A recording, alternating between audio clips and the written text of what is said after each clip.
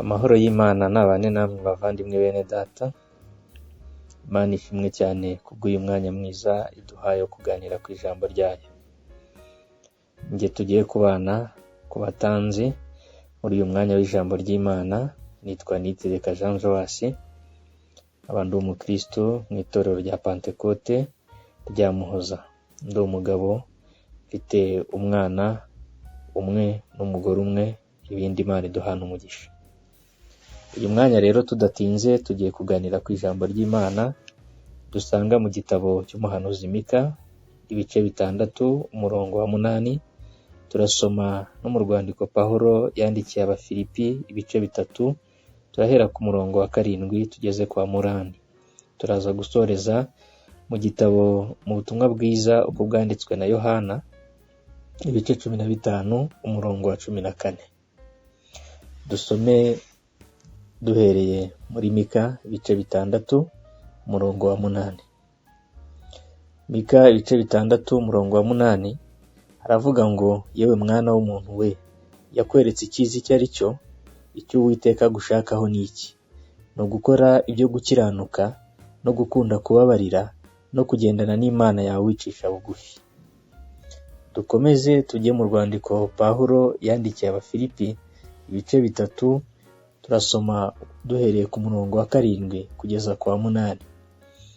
Abafilipi ibice 3, umurongo wa 7 kugeza kwa 8. Nyamara ibyarindamu yanjye nabitekereje ko ari igihombo ku bwa Kristo, ndetse n'ibintu byose bitekereza ko ari igihombo kubw'ubutunzi butagira akagero, ari bwo kumenya Yesu Kristo. Kubw'uwo nahombye ibyanjye byose, ndetse mbitekereza ko ari amase kugira ngo ndonke Kristo. Dusoreze mu butumwa bwiza uko bwanditswe na Yohana, ibice 15, umurongo wa 14. Yohana ibice 15, umurongo wa 14 aravuga ngo, muri inshuti zanjye nimukora ibyo mbategeka. Amen. Aya magambo tumaze gusoma niyo nifuza ko tuganiraho, twitsa cyane cyane ku nsanganyamatsiko igira iti kuba inshuti na Kristo. Kuba inshuti na Kristo nicyo nifuza ko tuganiraho muri aya magambo tumaze gusoma muri uyu mwanya. Bavandimwe, mu buzima bwacu bwa buri munsi tugira inshuti zitandukanye. Hari inshuti ziza bitewe n'aho dukorera, duhuriye mu kazi. Hari inshuti ziza bitewe n'urwego turiho. Hari inshuti ziza bitewe n'icyo zidukeneyeho. Ariko nubwo bimeze gutyo, hari n'izindi inshuti ziza mu buzima bwacu ntacyo zikurikiye uretse urukundo zidukunda. Izi nshuti usanga zifite umwihariko wazo, kuko iyo uyikeneye urayibona, wayigisha inama ikayikugira, wayitumaho ikakwitaba, mbese iguhora hafi, mbese ihora ikunezeza, ihora iguha keya zitandukanye. N'ibindi byinshi izo nshuti z'umwihariko zishobora gukorera umuntu. Ariko nubwo izo nshuti tuzita z'umwihariko, hari ibyo zidashobora kudukorera. Hari aho tudashobora kujyana, hari aho zidashobora kwinjirana natwe, hari ibyo zidashobora kutubonera kandi twifuza. Urugero, ntabwo izi nshuti nubwo zadukunda kungana gute, ntabwo zishobora kwinjirana natwe mu nzu y'imbohe, ntibishoboka. Ntabwo zishobora kwinjira natwe mu iseta bagiye kutubaga, ntibishoboka. Ahubwo iza nshuti zifite aho zigarukira, kubera ko ubushobozi bwazo hari aho zitagera. Ariko uyu mugoroba, uyu mwanya, ndagira ngo nkwereke inshuti nyanshuti iyo ariyo. Niyihe nshuti ishobora kubana nawe mu bihe byose? Niyihe nshuti ishobora kugutabara igihe watewe? Niyihe nshuti ishobora kugusanga mu nzu y'imbohe? Niyihe nshuti ishobora kugusanga mu muriro ikagusangamo? Niyihe nshuti yagutabara ibihe uri mu mage no mu makuba? Niyihe nshuti yagukemurira kimwe cyose wifuza? Bavandimwe, iyo nshuti nta yindi ni Kristo. Iyo nshuti nta yindi ni Kristo. Niwe nshuti iruta izindi nshuti zose ziriho muri iyi si. Icyo zagukorera cyose hari aho zitabasha kugera. Ariko Kristo ni inshuti nyanshuti. Impamvu Kristo ari inshuti nyanshuti, uyu niwe wadukunze tutamuzi, aratwitangira, atugura ubugingo bwe, ibintu bitarigira bikorwa n'undi muntu uwo ari we wese kuri iyi si. Yesu ashimwe. Uyu mwanya reka dukomeze turebera hamwe ni bande inshuti na Kristo. Mu yandi magambo, ni bande bemerewe kuba inshuti na Kristo? Ni abantu bameze bati. Yesu ubwo yaganiraga n'abigishwa be mu kiriya gice cy'ubutumwa bwiza bwa Yohana, hari itegeko yabahaye, ari ryo tegeko ry'urukundo. Abasaba gukundana nk'uko nawe yabakunze. Ababwira ijambo rikomeye ari ryo twasomye, arababwira ati muri inshuti zanjye nimukora ibyo mbategeka. Mu yandi magambo ni nko kubabwira ngo kuba inshuti na Kristo ntibisaba amashuri, ntibisaba ubwenge, ntibisaba kuvuka mu muryango ukomeye, ntibisaba kubura umunyacyubahiro cyangwa se uvuga kumvikana. Ahubwo kuba inshuti na Kristo ni ugukora ibyo Kristo adutegeka, ni ugushyira mu bikorwa ibyo Kristo adusaba. Umuntu wese tutitaye aho aturuka, yaba umuyuda cyangwa umugereki, yaba umuremure cyangwa umugufi, yaba inzobe cyangwa igikara, umuntu wese ukora ibyo Kristo ategeka, uwo niwe inshuti na Kristo. Imana idufashe kandi Imana itugirire neza. Ibyo Kristo adutegeka cyangwa Kristo adusaba ni ibiki? Ese Kristo asaba iki inshuti ze? Arasaba inshuti ze kumera gute, kugenda gute, gukora iki? Nibyo tugiye kurebera hamwe. Kristo adusaba ibintu bitandukanye bitewe n'ibyo atwifuzaho, ariko munyemerere muri uyu mwanya ngaruke kuri bimwe muri byo kandi duhuriyeho twese kandi by'ingenzi. Ikintu cya mbere Kristo adusaba ni amagambo twasomye mu gitabo cy'umuhanuzi Mika, aho Kristo atubwira ngo, aho ijambo ry'Imana ryatubwiye ngo, yewe mwana w'umuntu we, yakweretse icyiza icyo ari cyo. Icyo Uwiteka gushakaho ni iki? Icya mbere Uwiteka gushakaho ni ugukora ibyo gukiranuka. Icya kabiri ni ugukunda kubabarira. Icya gatatu ni ukugendana n'Imana yawe wicisha bugufi. Gukora ibyo gukiranuka ni amagambo kenshi akunda kunanira abantu, ariko Kristo aradusaba yuko dukwiye kurangwa n'imirimo myiza n'ingeso nziza. Inshuti ya Kristo igomba kwirinda icyaha n'igisa nacyo. Haleluya.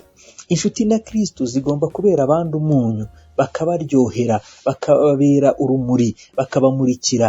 Mu yandi magambo, ibikorwa by'inshuti za Kristo bigomba gukurira abandi kuri Kristo. Imana ishimwe cyane. Niyo mpamvu inshuti na Kristo zigomba kurangwa n'imbuto z'umwuka wera.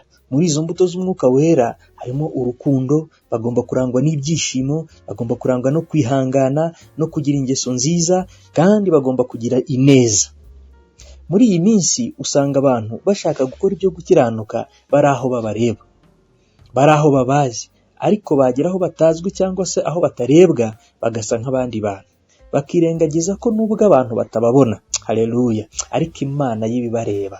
Ijisho ry'Imana riba ribahanze amaso, nk'uko ijambo ry'Imana ribitubwira. Iyo dusomye muri Zaburi ya 50 umurongo wa 21 haratubwira ngo, ibyo urabikora nka kwihorera, haleluya, gukibwira yuko mpanywe nawe rwose, ariko nzaguhana mbishyira imbere y'amaso yawe uko bikurikirana. Nuko rero bavandimwe, niba dushaka kuba inshuti na Kristo, turasabwa gukora ibyo gukiranuka igihe cyose n'ahantu hose. Turasaba kwera imbuto z'umwuka wera, kandi izo mbuto zikagumaho. Turasabwa kwera imbuto aho turi hose. Turasabwa kwera imbuto mu bo tubana. Imana idufashe kandi tugirire neza. Icya kabiri twabonye Imana idushakaho cyangwa Kristo yifuza ku nshuti ze ni ugukunda kubabarira. Inshuti na Kristo igomba kurangwa no gutanga imbabazi, igomba kurangwa no kugira impuhwe. Ibi nta handi biva uretse kuri Kristo wenyine watubereye icyitegererezo. Umunsi Kristo asabira abari bagiye kumwica, akabasabira kuri Data, akababwira ati, Data ubabarire kuko batazi icyo bakora. Bavandimwe, niba turi inshuti na Kristo, uyu mwanya aradusaba kumwigiraho, tukababarira abaducumuyeho, kuko gutanga imbabazi ni inyungu kuri twe, nk'uko ijambo ry'Imana ribivuga mu butumwa bwiza uko bwanditswe na Matayo ibice 5 umurongo wa 7, aho ritubwira ngo, hahirwa abanyambabazi kuko aribo bazazigirirwa. Imana ishimwe cyane. Rero niba twifuza kubabarirwa, nitubanze natwe tubabarire, kuko izi mbabazi dutanga natwe tuzazigirirwa igihe kimwe cyangwa ikindi, cyangwa se niyo tutazibona abazadukomokaho nabo bazazigirirwa. Imana idufashe kandi Imana itugirire neza. Icya gatatu, kugendana n'Imana yawe wicisha bugufi. Mu yandi magambo, tugendane. Kristo arifuza ko tugendana nawe twicisha bugufi. Inshuti na Kristo igomba kurangwa no kugendana n'Imana, ikindi no kwicisha bugufi.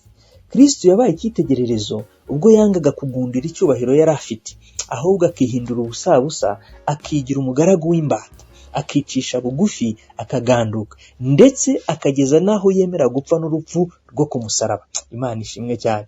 Amagambo dusanga mu rwandiko rwandikiwe Abafilipi ibice 2:6 kugera ku 8. Nuko rero bavandimwe, niba dushaka kuba inshuti na Kristo, turasabwa kwiyoroshya, tukicisha bugufi, tutitaye ku byubahiro dufite. Mu yandi magambo, ibyo dukora byose bikarangwamo icyubahiro cy'Imana. Imana idufashe cyane.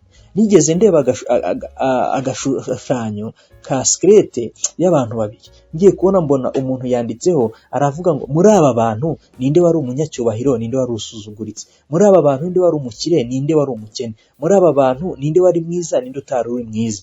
Ako kantu kanteye kurushaho gutekereza yuko ntacyo turi cyo. Imana idufashe kandi tugire neza. Iyo tucishije bugufi, akenshi tugaha icyubahiro Imana, Uwiteka Imana araza akabana natwe, kuko Imana niyo nyiri icyubahiro. Ibindi byose twaba dukora, twaba tugokerera, twaba twiha, twaba turuhira ubusa. Icya kane, icyo Yesu ashaka, arashaka ko tugira ibyo duhomba ku bwe. Inshuti igomba kugira ibyo yigomwa ku bw'inshuti yayo.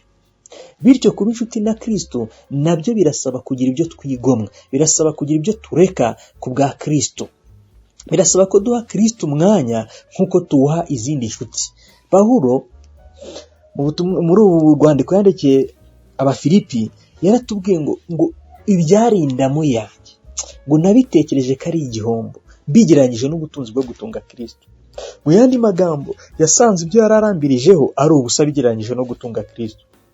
Uyu munsi Kristo aradusaba kugira ibyo natwe tureka, aradusaba kugira ibyo twigomwa kubwo kumuha umwanya.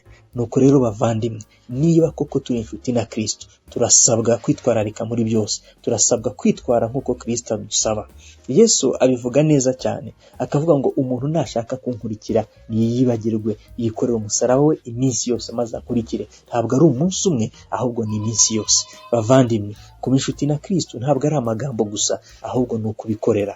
Kuba inshuti na Kristo biradusaba kurangwa n'ibikorwa byiza byo gukiranuka.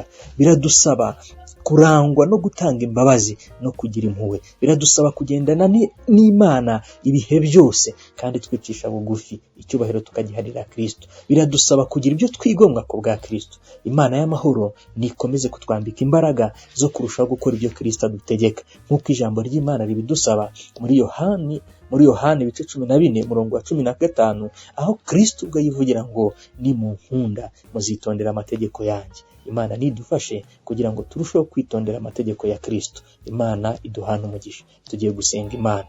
Data, mu izina rya Yesu, tugushimiye kubw'uyu mwanya mwiza uduhaye, tugushimiye kubw'aya magambo atambukiye hagati muri twe. Turakwinginze kugira ngo Mwami Nyiringabo Imana, iri jambo ukomeze kurikuza mu mitima yacu, rikomeze gushora imizi, kandi ukomeze kuduha kuryitwararikamo mu byo dukora byose. Uduhe gukiranuka, uduhe kurangwa n'imbabazi, uduhe kwicisha bugufi, kandi uduhe kugira ibyo duhomba kubwo gutunga, kubwo kukugira, kubwo kukubona, kubwo kuguha umwanya mu buzima bwacu. Urakoze Data mwiza yuko uri bubane natwe, urakoze yuko uri budufashe, kandi iri jambo rigakomeza kuba umusemburo w'ubuzima.